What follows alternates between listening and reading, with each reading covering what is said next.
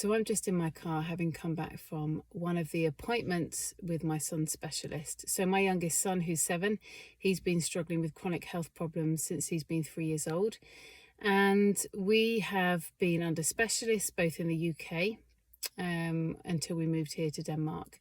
So 2.5 years ago, when we moved to Denmark, all his care transferred into the Danish health system.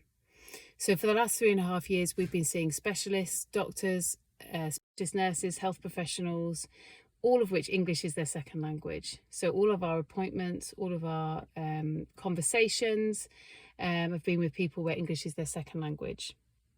And really, I hope this is an encouragement, because what I wanted to say was our best experience here in Denmark was with the person with the least amount of English.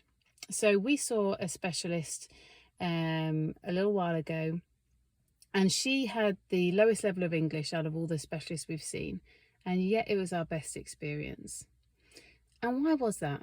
It was because so much of communication isn't verbal, it's not vocabulary, it's not grammar, it's not sentence structure, it's not having all that perfected, it's our non-verbal communication.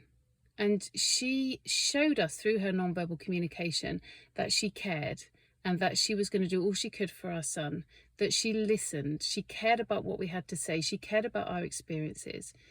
She showed through her non-verbal communication that she wanted to work as a team with me and my son. She got down to my son's level. She smiled. She showed through her facial expressions that she was listening to what I was saying, that she was concerned about our situation, that she had empathy with our situation.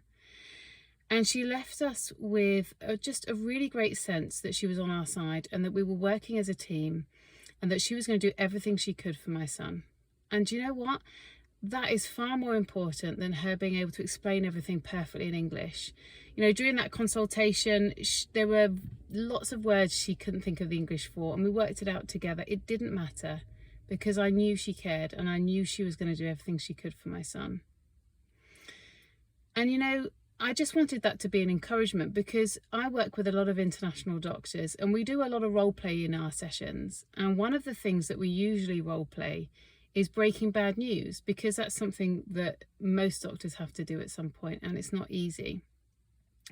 And after the role play, when I ask them how they think it went, often they say, oh, I didn't quite know how to explain that. I didn't quite have the right words to say.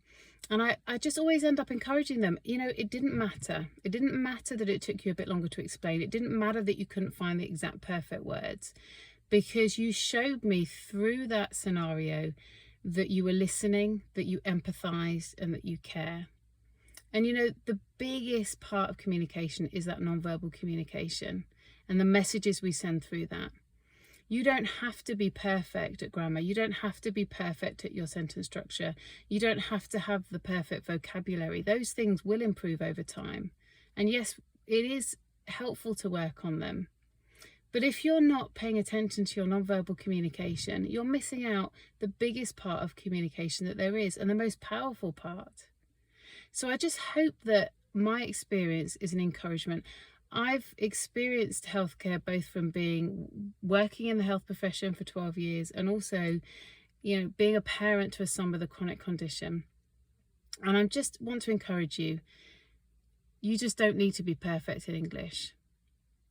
You know, our son, there probably isn't going to be any cures for him.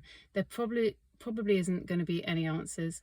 We've got to go for biopsies soon under anaesthetic. But if it's not this one rare condition they're ruling out, this will be a problem for him for the rest of his life. And this is something we're just going to have to manage. And you know, sometimes in medicine, there isn't an answer and there isn't a cure.